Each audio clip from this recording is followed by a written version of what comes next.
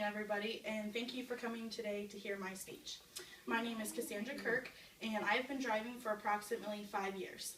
When I first got my license, I was at the age of 15 and was required to have a responsible adult above the age of 21 in the car with me at all times.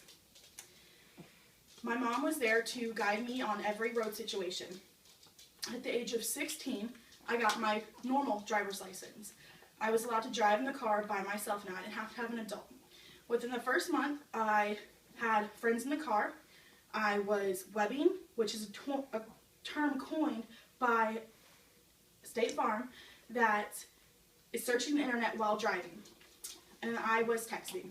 Within the first month also, I totaled my mom's Civic, and she was angry to say the least. Obviously, teenagers do not have proper judgment. I didn't have proper judgment. We should not be allowed to drive at 16.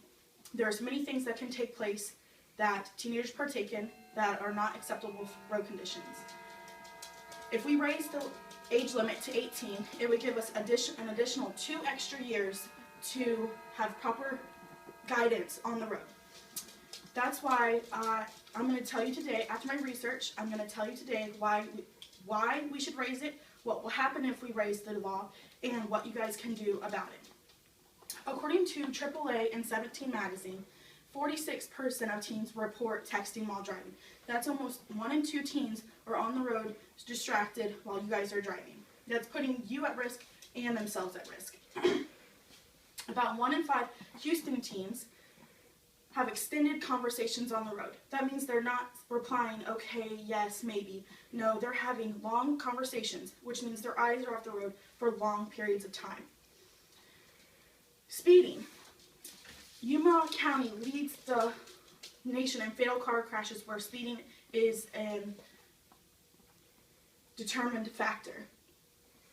Teenagers don't have the proper judgment to realize when roadway conditions affect their driving and they should lower their driving speed.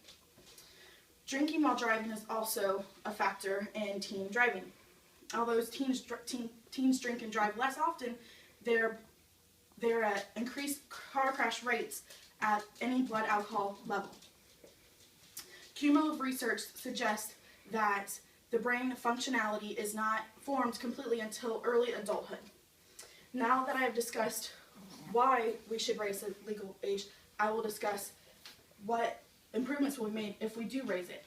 Accidents and fatalities will significantly lower with this new law. According to Allstate's American Teen and Driving Hotspot study, between 2000 and 2006, 77% of fatal car crashes speeding was involved in. There was a total of 22 fatalities just within this 6-year study. A significant correlation between parents and their children suggests that parents are a major influence on teen driving. So if a parent is in the car, then for an additional 2 years, they will have more time to show their experience to the teenager. Since we've talked about the improvements, I will now tell you what all of you can do about it. You can first start by signing a petition. By signing the petition, you show support for every teenager out there on the road. It may seem mean at first, but increasing the legal driving age from 16 to 18, you will give them a higher chance of surviving on the road. If the petition gets enough signatures, then it can be sent to Congress. So that means that you are directly related in teen safety. Teen drivers are inexperienced to say the least. They participate in many reckless behaviors. Texting, speeding, and drinking are what teens partake in nowadays. If a parent or a responsible adult is in the car, they're not going to put themselves at risk with this teenager that is partaking in bad, reckless behavior.